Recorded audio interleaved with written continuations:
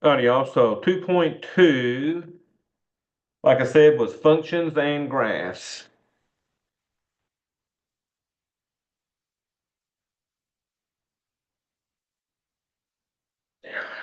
So y'all, the first section will I'll define what is a function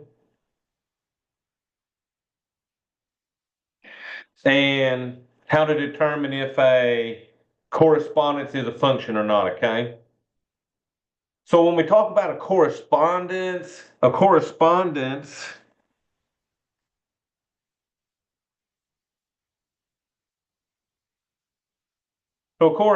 is just a relationship between a domain and a range.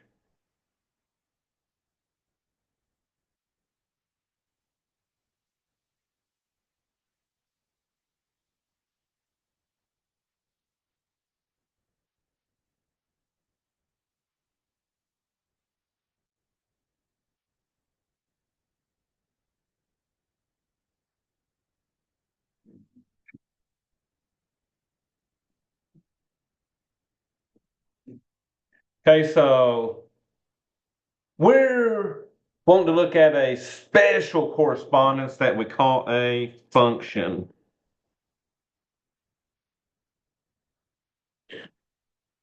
And y'all, here's the thing about a function. It's a special correspondence. So it's going to be a correspondence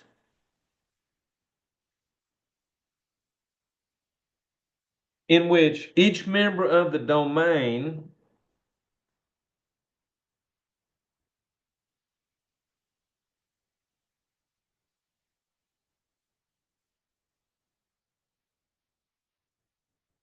and y'all remember when I'm talking about a domain, especially with graphing and stuff, the domain is always the x values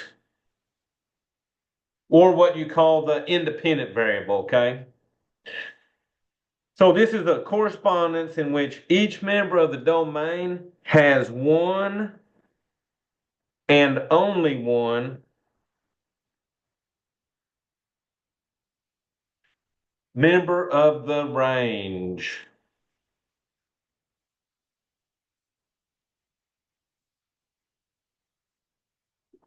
So it has one and only one member of the domain. I mean, of the range. And remember, when I'm talking about a range, I'm talking about the y values. Or you can call that the dependent variable, okay? Because the y values depend on what you're putting in for the x values, okay? So when I look at a correspondence and I'm trying to figure out if it's a function or not, I'm going to look at the domain values. Do my domain values correspond to only one range value, okay? So let me show y'all some examples. And on these examples, we're going to determine if the correspondence is a function.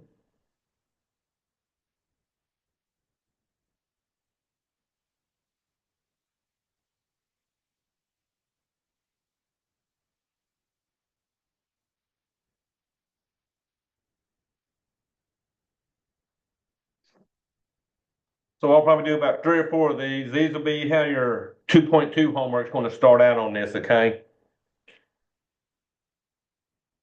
All right, so for my example one, I'm going to write my domain in the first column and then my range in the second column. So for this one, my domain, I got 8, 0, and -5. For my range, I got 2 and 17. So y'all, the 8 points to the 2, the 0 points to 17, and the -5 points to 17.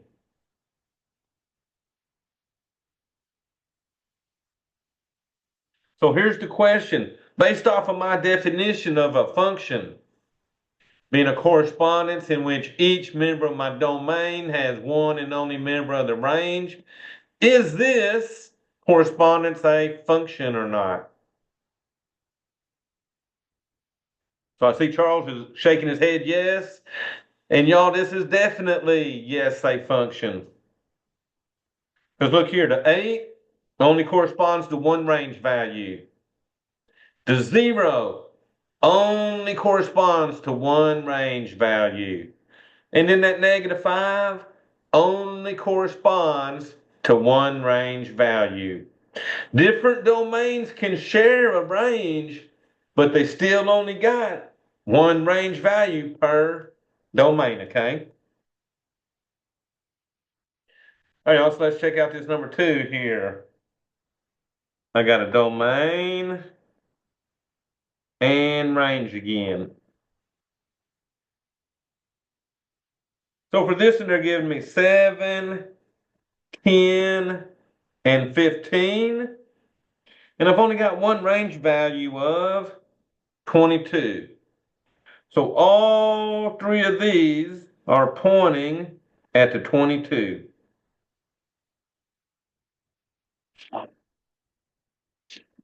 So for that one, do I have a function, yes or no? No. All right, I'm going to pull my chat up. Also, I got a yes and a no. So let's think about this. Focus on these domain values here. Do each of these domains have one and only one range value? All right, so y'all look, the 7 only has the 22. The 10 only corresponds to one range value. And the 15 only corresponds to one range value. So although they share the range value, this one is still a function. It's sort of like if someone was getting paid by the salary. You know, on a salary, you can work different hours and you're still going to get the same pay, okay?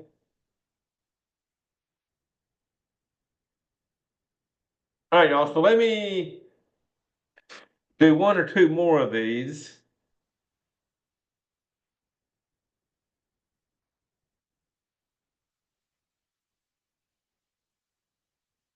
All right, y'all. So here I'm going to do my domain and my range.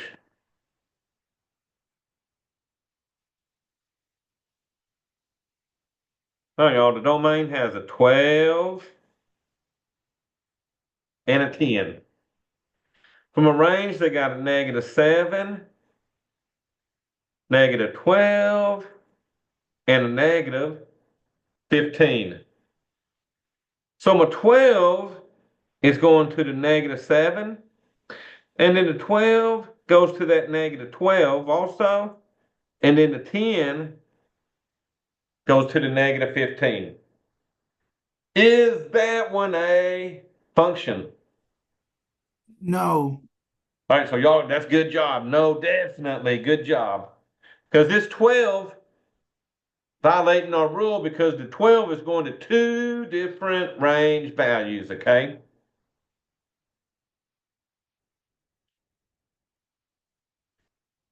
And then y'all, the last one they like to sort of do with And Mr. Rathfun, yeah, I hear you. what makes that -12 go to two different domains? This one right here. The whatever makes that not a function, could you explain what makes that not a function again? Uh-huh. So here's what I'm looking at on these, okay? I'm looking at these domain values. So always focus on the domain. So first of all, I'm going to look at the 12 here. This 12 can only point to one number over here for that to be a function. So your domain cannot have a choice, okay? So if you notice, the 12 is going to a -7 and a -12. So that's violating it because it means this 12 is having a choice. And that's what's making this not be a function, okay? Now the 10 The 10 satisfies it because the 10 is only going to one number here, okay? Where if you look on this side, each of these domains, they only went to one number. So it's different domains can share a range value, but one domain cannot go to two different ranges, okay? So is that making a little sense, Brandon? Yeah, I got you. Thank you. Mm-hmm. So let me try this one and see what y'all think on this one. Now this one, they're not even using numbers. They're just using cities and ball teams, I think. So let's see. So my domain on this one is Detroit and New York. And over here they got Lions, Tigers, Pistons. Then they got Rangers, Jets, and Yankees. So the Detroit is going to the Lions, Tigers, and Pistons. New York is going to the Rangers, Jets, and Yankees. So based off of our definition, would this correspondence right here be a function?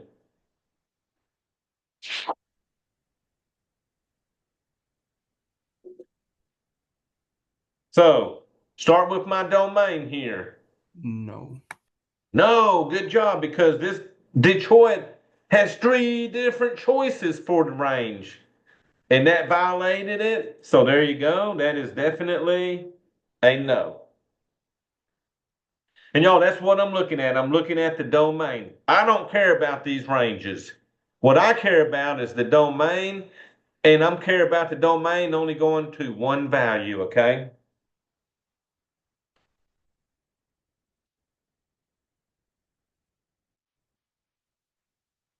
All right, y'all, so let's get into some more function stuff. But now we're going to get into function notation. So let me put my paper over.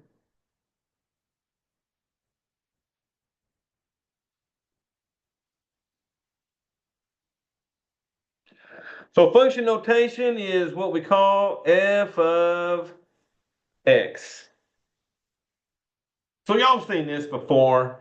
And y'all, in all reality, this f of x is really the y value. So it's really the y.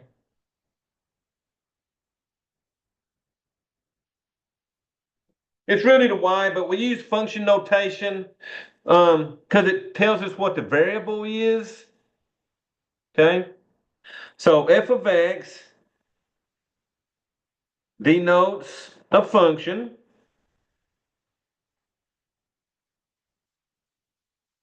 and lets us know what the variable is.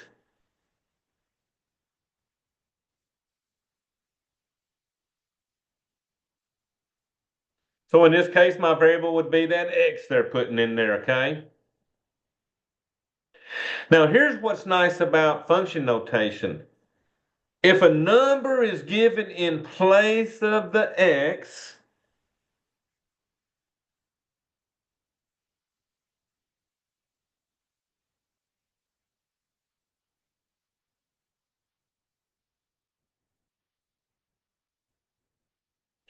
so if they give me a number like f of 2, f of 3, or something like that, if a number is given in place of the x, then that number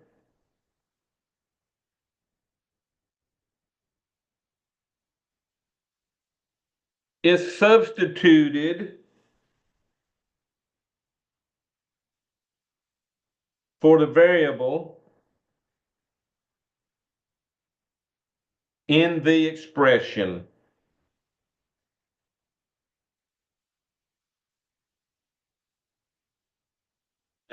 Okay, so if I had an f of 2, I would put 2 in for the x's, and then I would evaluate that expression, okay?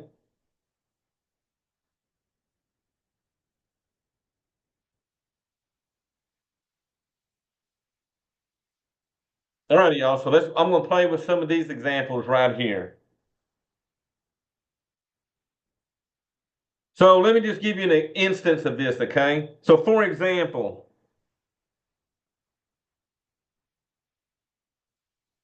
if f of x equals 2x plus 3, they want me to find f of a negative 2. Now, y'all, here's the thing. F of x, this is just function notation. Let me know what do I got a function here. Other than that, we don't use it. This is what we're worried about right here is the 2x plus 3. This is our actual expression. So when they say find f of negative 2, we're going to come down here and write f of negative 2 equals, we're going to take this expression and put that negative 2 in for that x. So that's going to give me 2 times negative 2 plus that 3. Now, when we plug in for these expressions, the f of negative 2, we're not going to do nothing with that. That's just going to sit there. We got to work the right side, which is the 2 times negative 2 plus 3, okay? All right, so what am I getting? Oh, y'all popping that out quick. What's that, negative 1? Good job, because you got to multiply first. 2 times negative 2 is a negative 4 plus 3. And then negative 4 plus 3 is negative 1. So, y'all, that means f of negative 2 equals negative 1. And that's what it means to evaluate a function. They'll give me the function and they're going to tell me what to plug in for it, okay?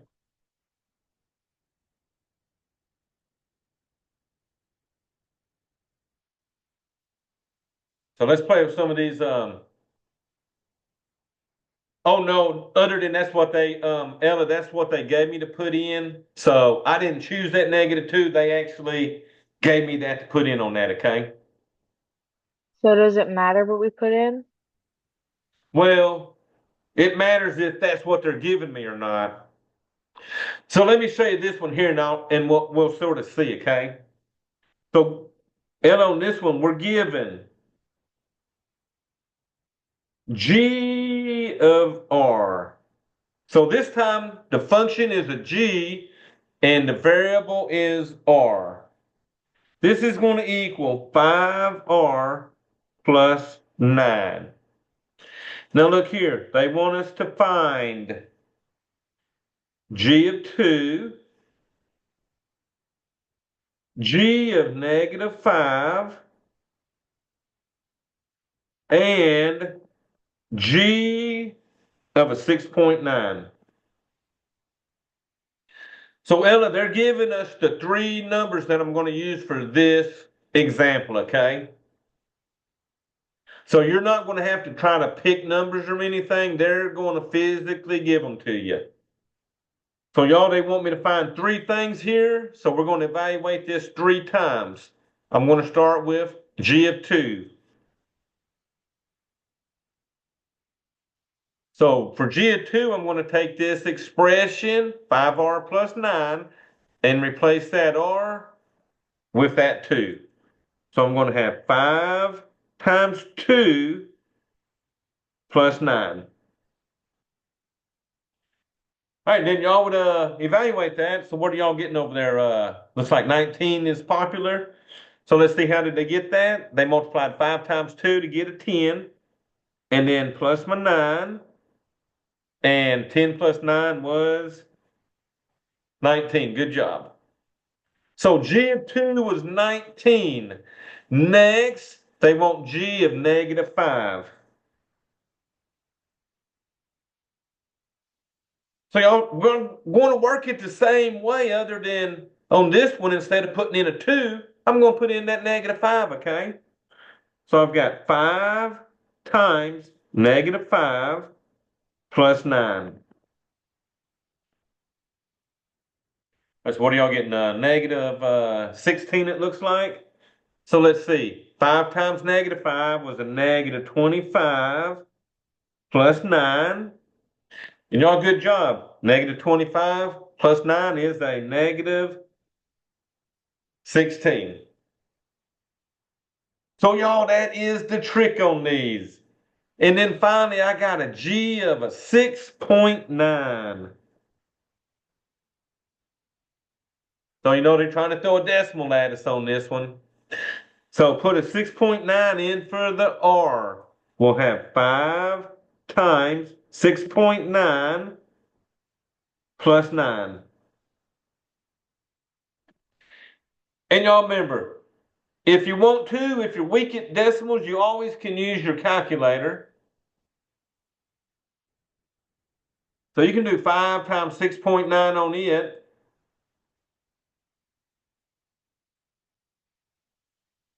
That's giving us 34.5. Plus we got that 9 coming in, so then I can do plus the 9. And there you go. Y'all got what, 43.5? I just now got 43.5. So they give you a function, and then they're going to tell you what numbers to plug into that function, okay?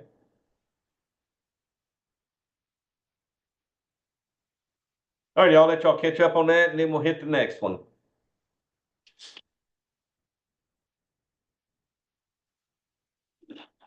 Now, y'all, I will say this. When y'all get into science classes, usually the letter for the function represents what they're finding. Like in science, F might stand for force or something like that. Not sure what G would be for, but usually they're going to relate the name of the function to the thing that it's actually finding, okay?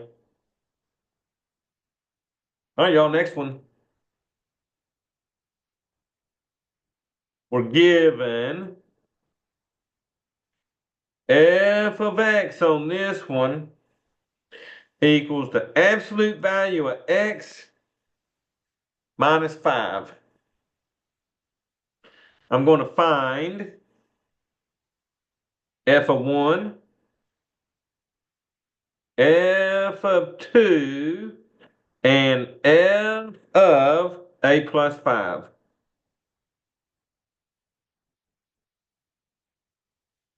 So you three things again I'm finding.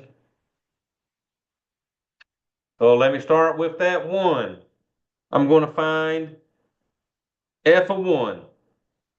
So we're going to take this expression here and put a 1 in for that x.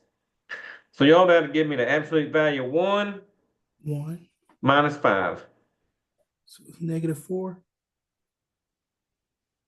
Oh, good, because that sounds good, because what? Absolute value of 1 is the 1. And then 1 minus 5, good job. That was what, a -4. Now, Angela, I see what you got. So remember, absolute value always comes out of these bars as a positive number. So whatever's in here, whether it's positive or negative, it's always going to come out positive on those, okay? All right, y'all, what was next? F of 2. That's going to equal absolute value of 2 minus 5. All right, what y'all getting? A -3. Good job. Because the absolute value of 2 is a 2 minus 5. And good job, because 2 minus 5 is definitely a -3. All right, y'all, finally, f of a plus 5. I'm going to do the absolute value of a plus 5 and then minus 5. So y'all, here's the thing on this one. Um, This one's sort of a tricky one, but here's a rule you got to remember on this one. I cannot add a number inside of the absolute value with a number outside the absolute value. So I cannot add that 5 with that -5. So what's Brandon, perfect. Since I cannot add the 5 and the -5, y'all, this one's just going to stay the same and it does not simplify. So that one does not simplify. So in MATLAB, you'll have to put this whole thing in there, okay? Absolute value of a plus 5 and then -5. They're just trying to trick y'all on that and let y'all think that you can add that 5 and that -5. But y'all just remember, I cannot add them because one's inside the absolute value bars and then the other one is outside of them, okay? So anytime there's a variable inside the absolute value, it'll be does not simplify. Um, yeah, pretty much on these because we don't know what that variable is. Okay. If that variable gave me a number or something, I might could go actually further on it, but good job because on this one, yeah, just like you said, if there's a variable in there, there ain't nothing I can do to that, okay?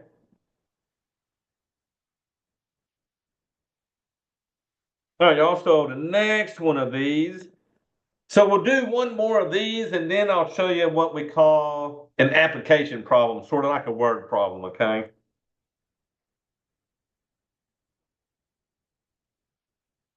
All right, y'all, given f of x equals x to the third power. We're going to find, oh, what they got here? Whoa, they got like 6 of them, y'all. F of 0, f of a -1, f of 5, f of 7, f of -6, and then finally, f of a -4a. So this one's got 1, 2, 3, 4, 6 things we got to find on this one, okay? All right, y'all, so let's start with f of 0. Well, f of 0 is going to equal 0 to the third power. So I'm still only replacing the variable. What do y'all got going on? 0, good job. Because 0 times 0 times 0 is a big 0. So what about this f of -1, y'all? That's going to equal -1 to the third power. So a -1 times a -1 times a -1. What do y'all got going on? Let's see, Barton and Johnson, y'all got -1. Good job. So y'all, a negative number to an odd exponent will stay negative, okay?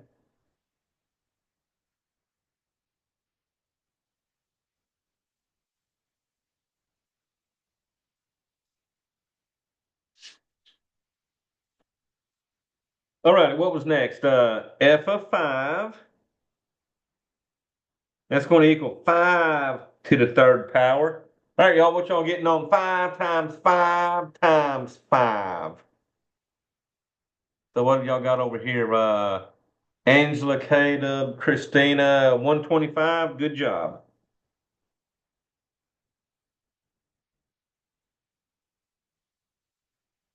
All right, good job, y'all. So that's why I wasn't picking 5s when I was graphing in cubes, because those are big numbers, okay? What do we got next? F of 7. So 7 to the third power. So 7 times 7 times 7. So that's a good one to have them calculators for. So what are y'all getting over there? Charles, Martin, all y'all are saying 343. Good job. Hey, I just had a new iPhone come in. What's your name?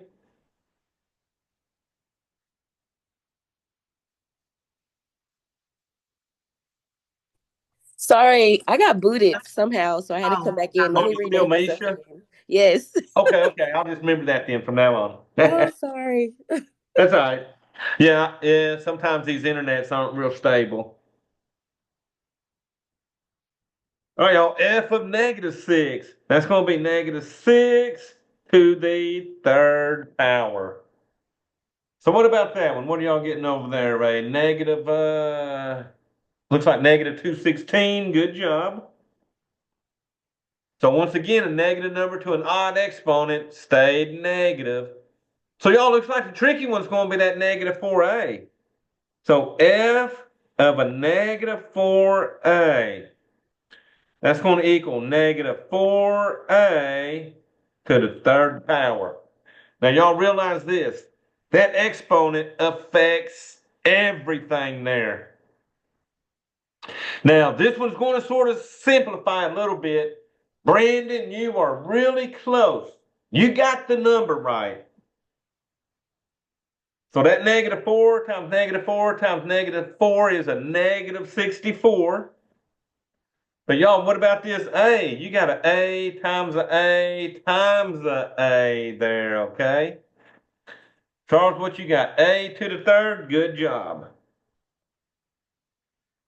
So y'all remember, you gotta multiply the A also on that. So Brandon, okay, you fix it with a cube 3. Good job.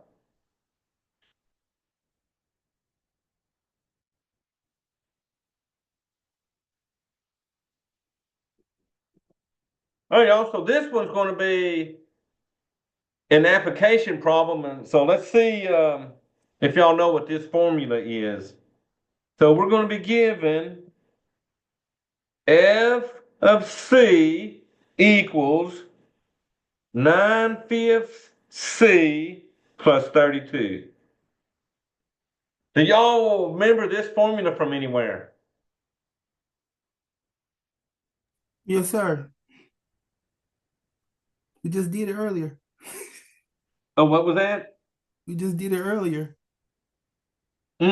Well, this actual formula, though, is for the Fahrenheit temperature. Right? Oh, good job, Angela. Celsius and Fahrenheit. So what they're going to do, they're going to give me a Celsius temperature, since that's the C. We're going to plug it in and get the Fahrenheit temperature for it, okay? So this gives the Fahrenheit temperature.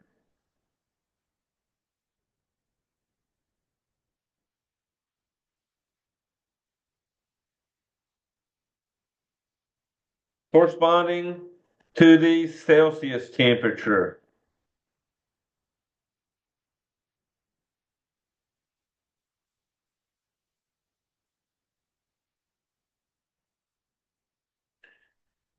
Now, what they want us to do, though, is find the Fahrenheit temperature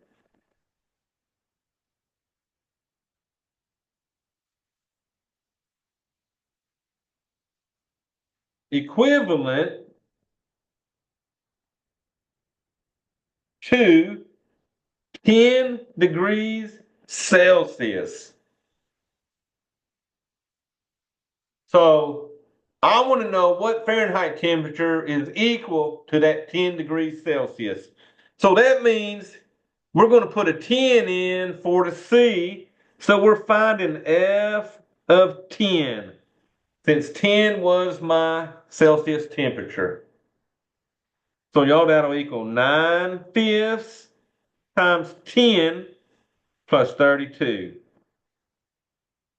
Now, y'all, at that point, you could plug this into your calculator and see what you get. So, Brandon, let's see, you got what, a 50? And I think you're right on that. I'm going to work it by hand. Y'all remember how I did this dividing with these fractions the other day? This 10 will divide by that 5, making that a 2. So that gives me 9 times 2 right here, which is what, 9 times 2 is what, 18? And then bring down my 32. Oh, y'all, good job. 18 plus 32, that sounds like 50, right? So 10 degrees Celsius is equal to 50 degrees Fahrenheit. Now, MATLAB will have the little degree symbol and the F. All you got to do is put in the 50 on it, okay? Actually, that had 4 answers to choose out of.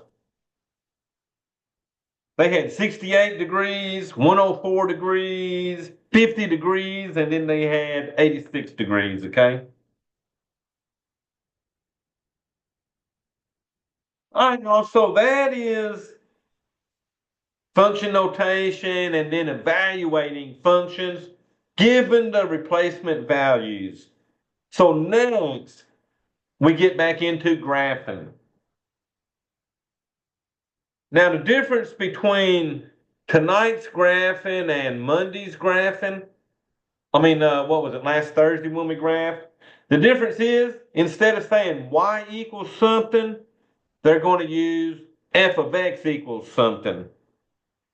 So just remember, we said earlier that f of x and y were basically the same thing, okay?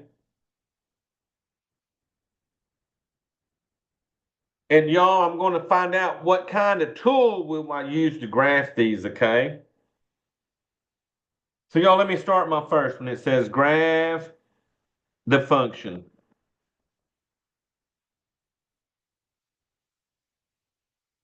So my first one, they're giving me f of x equals -1 plus the absolute value of x. Now, they're giving you the table you're going to use. They're giving me all the x values on this one. So -2, -1, 0, 1, and 2. They're giving you all the x's, so we don't have to try to guess them this time, okay? So let me ask y'all this. That's the absolute value graph. What tool will this one look like? So remember the other day you had the U-shaped tool, you Is had this the a pyramid? P-shaped tool, you had the squiggly lines, The Is this absolute value should a be the V. the pyramid? V-shape. There you Yeah, I go. don't know why I said pyramid. I was trying to get V out. And remember, it's going to be the 2-dot V-shaped tool. And remember, this was picky because you got to have that point there first. So y'all, here's the thing. When they're giving you the 5 numbers here, when they're giving you the 5 numbers, the first one you got to plot is that middle one. That middle one will give you the point there, okay? All righty, so we got to do this 5 times. So we're going to do. So notice here, they're giving you the x, and they're putting f of x instead of y, but like we said, that's the same thing. So first we're going to find f of -2. That's going to equal -1 plus absolute value of -2. So what are y'all getting on that? Ooh, y'all getting a 1 on that. So let's see how they're doing it. Bring down that -1. Absolute value of -2 is what? So there y'all go. Y'all saying 2. Good job.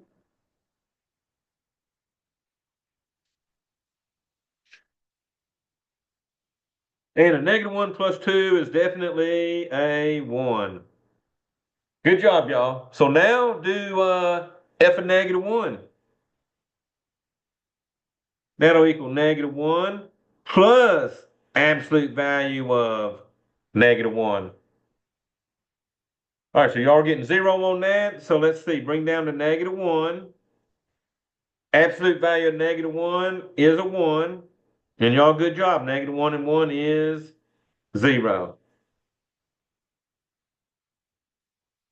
And y'all think what they're doing when they're giving us the points, they're wanting us to see that these points are symmetric. Okay, what I get for the negative numbers, I'm probably going to get for these positive numbers down here, okay? So first we got what next? F of 0. So that's going to be -1 plus absolute value of 0. And y'all are getting, what's that? 0, -1. Good job. Because that's what? -1. Absolute value of 0 is 0. And then that -1 plus 0 gave us a -1. All right, so let's try f of 1. So that's going to be -1 plus absolute value of 1. So what are y'all getting there? Y'all getting 0 again? So let's see, -1. Good job. Absolute value 1 is 1. And -1 and 1 give us 0. So I'm pretty much sure I can guess what this one's going to be. Yeah, because see, for -1 and 1, they both got 0. So -2 and 2 should both give us 1. Because remember, the absolute value of a -2 and the absolute value of a +2 are both going to be 2, okay? So f of 2 would equal -1 plus absolute value of 2. So -1 plus 2, and y'all, good job. -1 plus 2 is 1. So they're nice, symmetric. And then let me just graph this. So that's pretty small. So y'all, I'm just going to go out about 5 on this.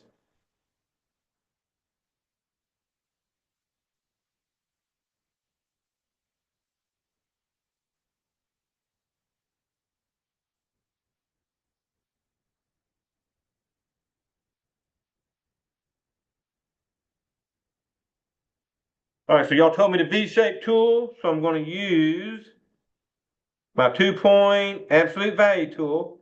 Now they're giving you 5 points, but they just want y'all to see the symmetry here. Now remember, the very first point I got to plot is this 0, -1. So remember, 0 on the X, and then that -1 wants me to go down 1.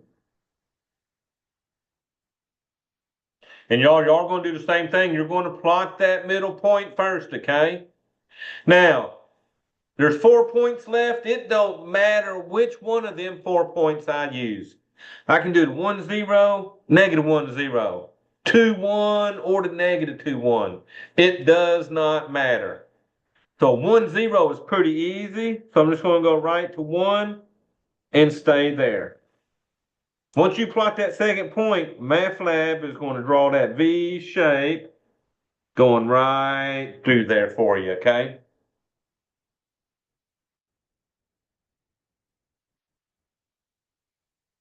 All right, y'all, any questions on that one? Yes. Question. Can you sorry, I was taking notes. I completely went over my head. How do you know what to point again? How to plot the point?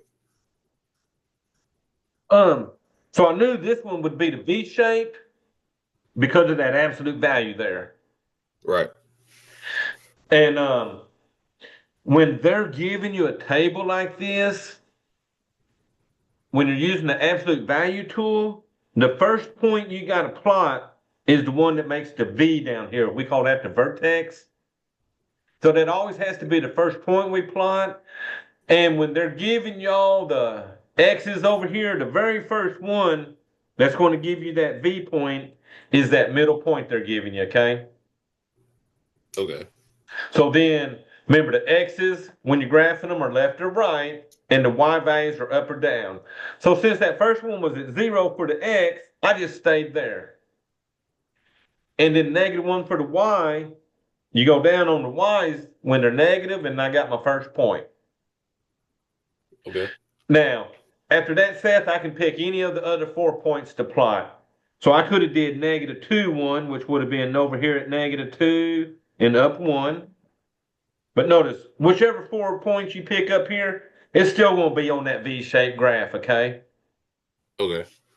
So at that point, you're at liberty to choose the second point. You just got to be careful. It's picky on the first one you plot on absolute value, okay? Okay. All right, let me see if y'all remember what graph we'll use on this next one. So y'all, this next one, we're going to graph. Now, all these graphs today, they're giving you the x values you're going to use, okay? So y'all got f of x equals x squared minus 4x minus 7. Now they're giving me my table again. So x and fx.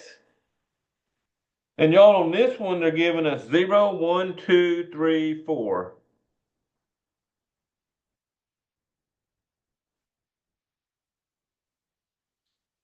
All right, so that's what's given. And we got to come up with the f of x's or the y values and then plot this. And what tool would I use? Oh, let's see what Angela got over here.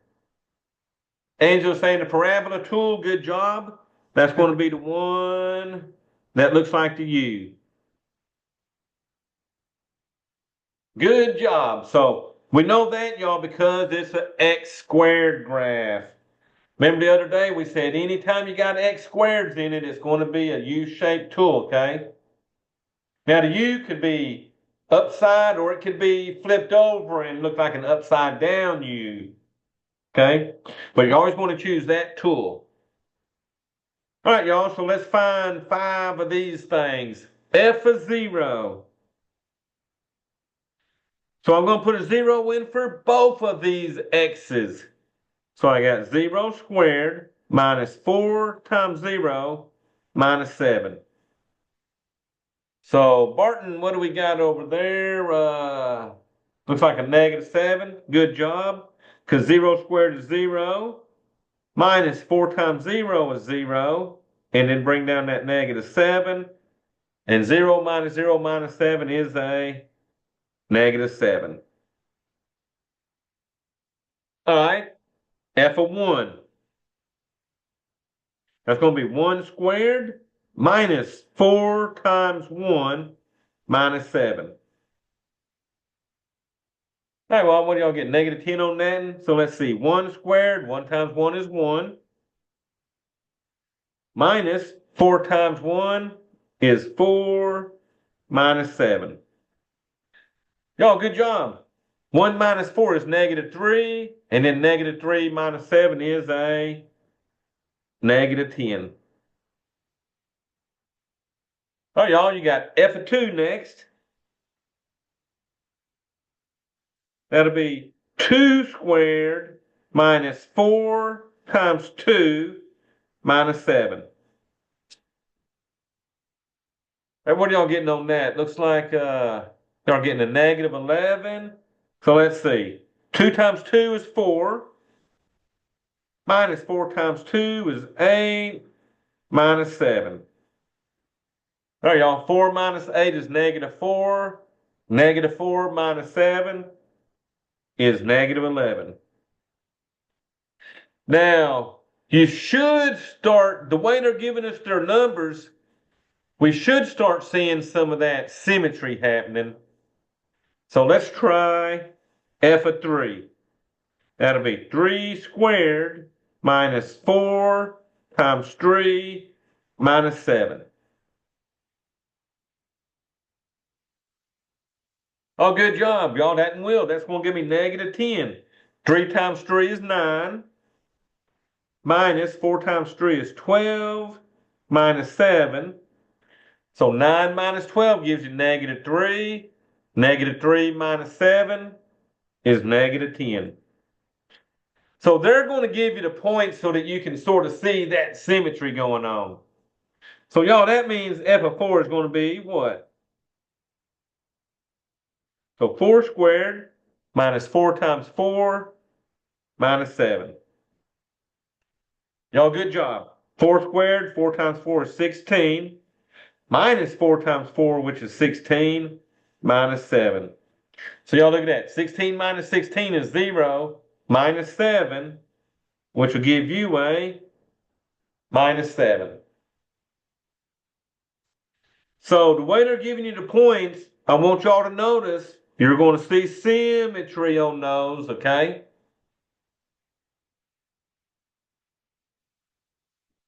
All right, y'all, so let me pull this down a little bit and we'll try to graph this one.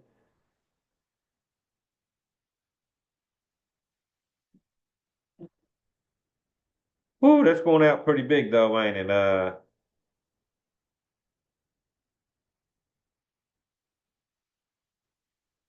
I'm going to go out about 11 because that's my biggest number.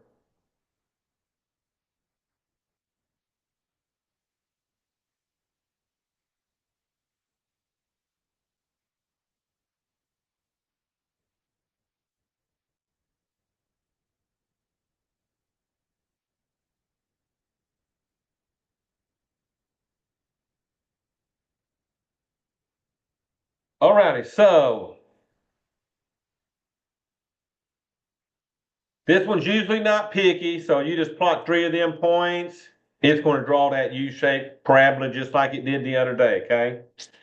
So I got 0, -7. So starting at 0, go down to -7. I had 1, -10. So right 1 down to -10.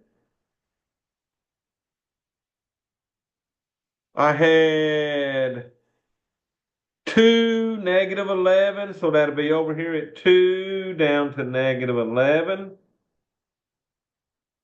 At that point, MathLab will come in and draw that U-shaped graph. But you could do 3, -10. It don't matter what points you're doing, okay?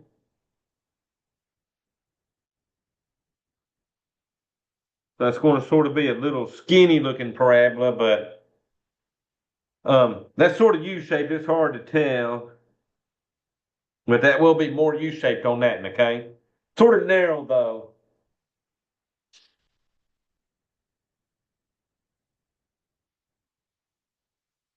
All right, y'all, question on that one.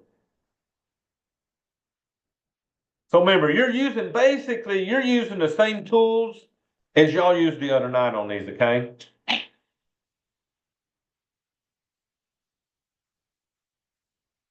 All right, y'all, so let me do one more of these and then I'll get into the vertical line test.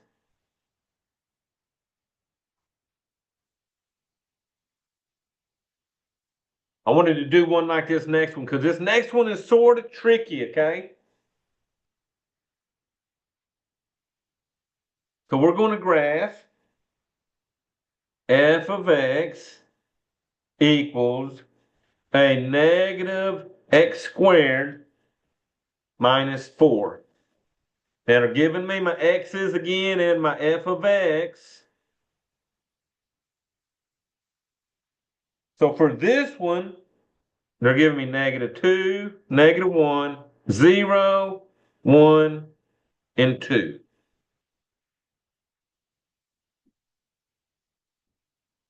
All right, what tool am I using on this one again?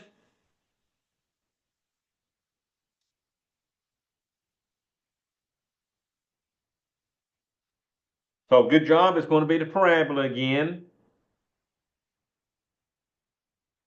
So 3-point parabola tool. All right, y'all, so be careful on this one. So let's start out with f of -2.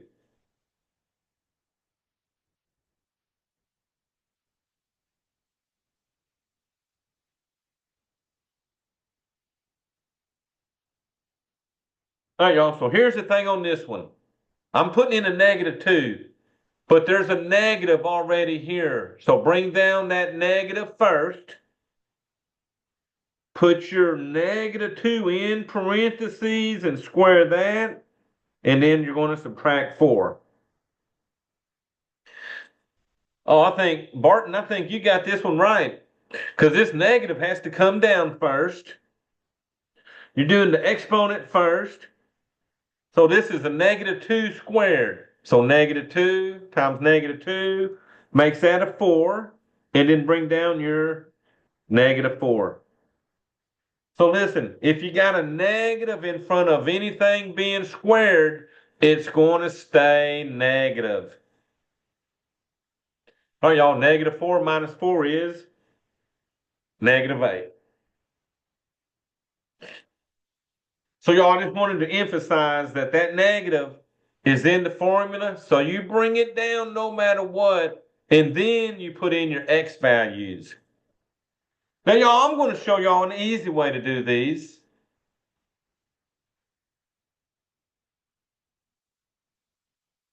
And then we'll come back to this, but let me show you. We got them calculators, right? So let me share that screen. I'm going to go to y equals. Now I'm just going to put in that function. I had a negative x squared minus 4. All right, now let me show you how you can fill out that chart really quick. Because you got your function in y equals, you can go to the blue button and graph. So second graph, pull up the table, and y'all let me go up. There's negative 1, there's negative 2. So y'all look at that. Negative 2 is negative 8. Negative 1, we should get a negative 5. 0, we should get a negative 4. And then it's going to start that symmetry. 1's going to give me a negative 5. And then positive 2 is going to give me a negative 8. Now, I'm going to hit graph and we'll sort of see what the graph will look like when we're done. So when I hit graph, it looks like it flipped the graph over. Because of that negative in the front, it sort of flips it over, okay? Yeah, but if you want to check yourself, use that use the graph and stuff because you can plot this in there for y equals and then see what you're getting, okay? All right, y'all, f of negative 1 will be a negative times negative 1 squared minus 4. All right, y'all, we said that'd be what? Bring that negative down. Square negative 1, which makes that a positive 1. So once again, it stayed negative, and then bring down that negative 4. Negative 1 times minus negative 4 is a negative 5. And y'all, the reason this is staying negative, because remember, this is like 3 negatives being here. 1, there's 1 negative, and then since you're squaring it, it's another negative. So you really got 3 negatives here, not 1, okay? Now, I will say the biggest mistake I get on these is people try to multiply the negatives before they do the exponent. Okay? So always do exponent first, then you're multiplying, okay? Oh, y'all, f of 0 was a negative times 0 squared minus 4. Well, 0 squared is 0, and that 0 times that negative is still going to be what is 0 minus 4. What you got, Angela? Negative 4. Good job. And y'all remember the next one should be what? Negative 5, and then that last one should be negative 8. So you got that negative times 1 squared minus 4. So bring down the negative. 1 squared, 1 times 1 is 1. And then bring down the minus 4. So negative 1 minus 4 is negative 5. So I want y'all to see, on all of these, I'm not doing the multiplying first. I'm doing the exponent first, okay? All right, then f of 2, Carlitha, what you got? Negative 8, good job. Because it'll be a negative times 2 squared minus 4. So bring down the negative. Square root of 2. 2 times 2 gives me 4. And then bring down the minus 4. Negative 4 minus 4 is negative 8. All right, y'all, so I won't graph this one because I've already graphed the parabola, but you're going to choose the parabola tool and then plot any 3 of them points, okay? Once you plot the 3 points, MATLAB will draw it. And we've seen what the graph looked like already. Remember, that one sort of flipped over and was upside down, okay?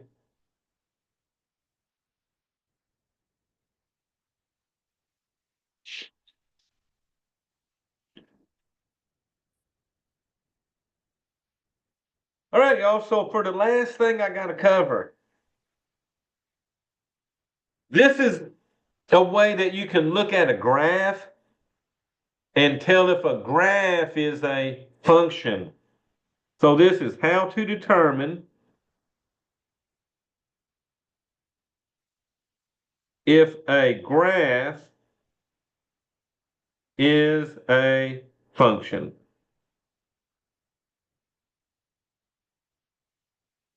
Now remember, for anything to be a function, each one of my domain values can only have one and only one range value, okay? So the way we check a graph is what we call the vertical line test. And y'all remember a vertical line goes up and down, okay? So how do I do the vertical line test? Well, here we go. If it is possible for a vertical line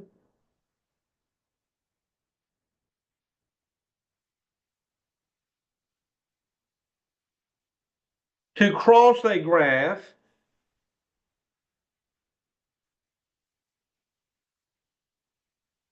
more than once,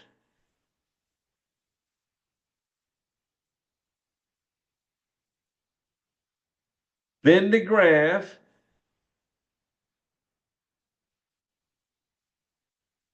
is not the graph of a function.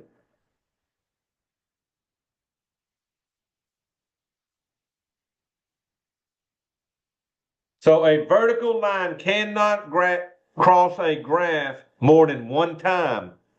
If it does, it's not a function, okay? So let me show you a few examples of these. We're going to determine if the graph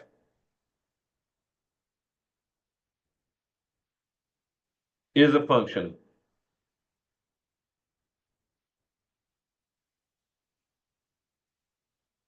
All right, y'all, so my first one.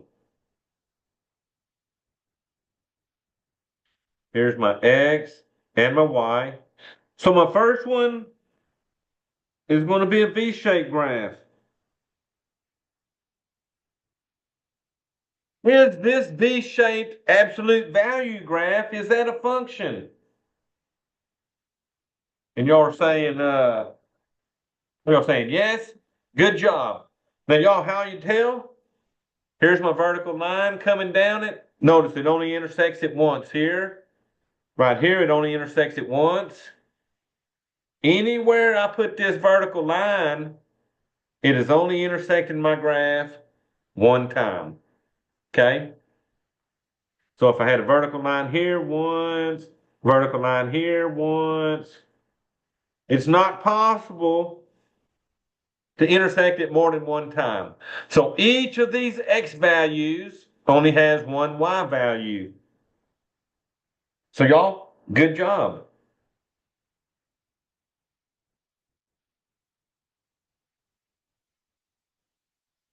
All right, so this next one looks like a sideways parabola.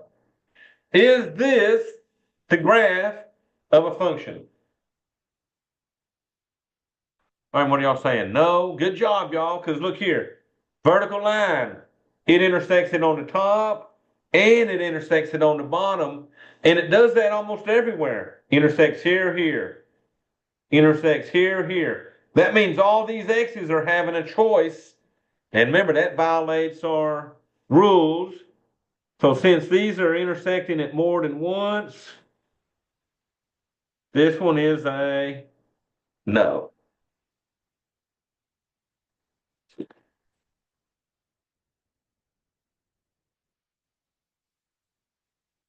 All right, so y'all do just a couple more of these, make y'all good at them, and then that's pretty much all of it. All right, here's one that sort of goes uphill to the right cuts through the middle and sort of goes up. Is this the graph of a function?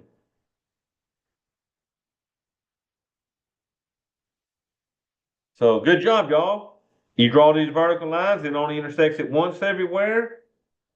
So no matter where I'm at, it only intersects at once. That is definitely a yes.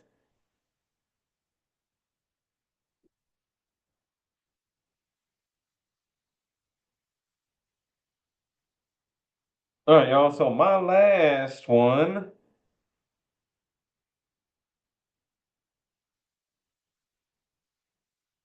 Circle graph. Is a circle graph a function?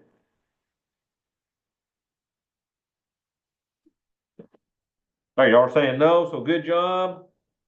Because those intersect it once, twice. So intersecting it more than once, it is definitely a no. So y'all, the vertical lines, crossing it once, good. Crossing it twice, not good, okay? And that's how we look at a graph of a function to determine if it is a function or not, okay?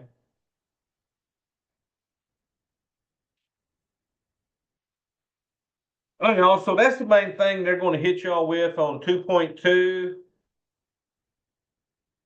Doing a little bit of function notation and finding the function value where we plug the numbers in. And then you had a little bit more graphing. And on the graphing, the difference between today and 2.1 is they're using f of x instead of y. And they're giving you all the x values to use, okay? And then y'all, we finished up with this vertical line test. So y'all, any questions?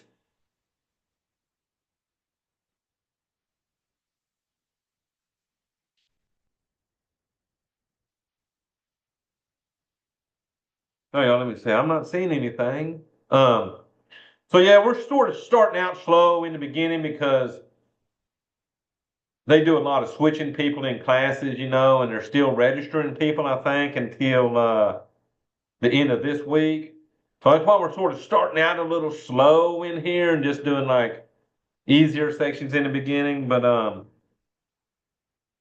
right, y'all, so let me stop the record